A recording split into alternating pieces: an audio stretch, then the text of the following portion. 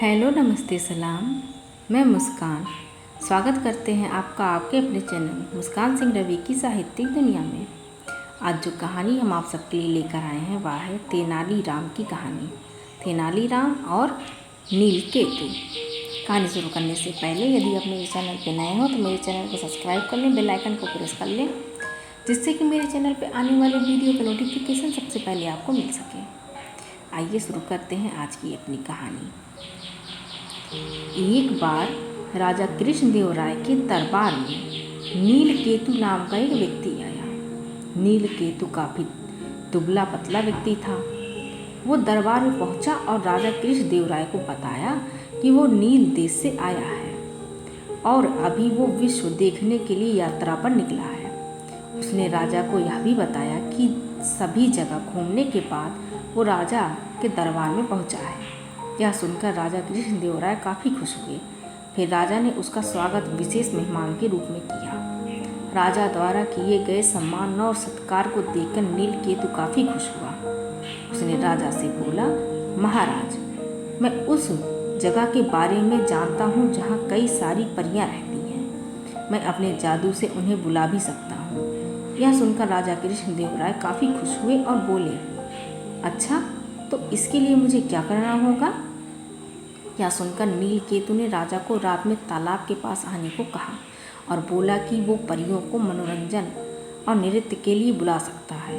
यह सुनकर राजा ने नीलकेतु की बात मान ली। फिर जैसे ही रात हुई, राजा अपने घोड़े पर बैठकर तालाब की ओर चल दिए। राजा जैसे ही तालाब के पास पहुँचे वहाँ पास ही में एक किले के सामने नीलकेतु राजा का इंतजार कर रहा था। राजा उसके पास पहुँचे तो नीलकेतु ने उनका स्वागत करते हुए कहा कि महाराज, मैंने सारा इंतजाम कर लिया है और सारी परियां किले के अंदर ही मौजूद हैं। राजा जैसे ही नीलकेतु के साथ किले के अंदर जाने लगे, तभी राजा के सैनिकों ने नीलकेतु को बंधक बना लिया। यह देख राजा हैरान रह गए। उन्होंने पूछा, यह सब क्या हो रहा है? तुम सबने इसे बंधक क्यों बना लिया है? उसी वक्त किले के अंदर से तेनालीराम बाहर आए और उन्होंने कहा, महाराज, मैं बताता हूँ कि क्या हो रहा है। तेनालीराम ने बताना शुरू किया। उसने कहा, महाराज, यह नीलकेतु कोई यात्रा करने वाला नहीं है, बल्कि नील देश का रक्षा मंत्री है और उसने धोखे से आपको यहाँ बुलाया है। किले के अंदर कोई परियां नहीं है, यह सिर्फ आपको यहाँ मारने के लिए लेकर आया था। यह सुनकर राजा ने तेनालीराम को अपनी जान बचाने के लिए धन्यवाद किया और पूछा, तुम्हें इस बात का कैसे पता चला तेनाली?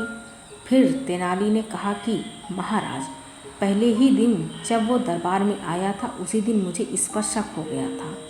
इसके बाद मैंने इसके पीछे अपने साथियों को जासूसी के लिए लगा दिया था, जिससे मुझे पता चला कि यह आपको मारने की योजना बना रहा था। तेनालीराम की सूझबूझ के लिए राजा कृष्णदेव राय ने उन्हें धन्यवाद दिया। इस कहानी से हमें यह सीख मिलती है कि किसी भी अन्य व्यक्ति पर पूरी तरह आंख मूंद कर भरोसा नहीं करना चाहिए। वह आपको धोखा भी दे सकता है। इसलिए हमेशा अपरिचित व्यक्ति की परखने के बाद ही उसकी बात पर विश्वास करना चाहिए। आज की कहानी बस इतनी सी। मिलते हैं अगली किसी कहानी के साथ। आपको कहानी कैसी लगी हमें कमेंट करके ज़रूर बताएं। Thank you for watching and don't forget to subscribe. Thank you.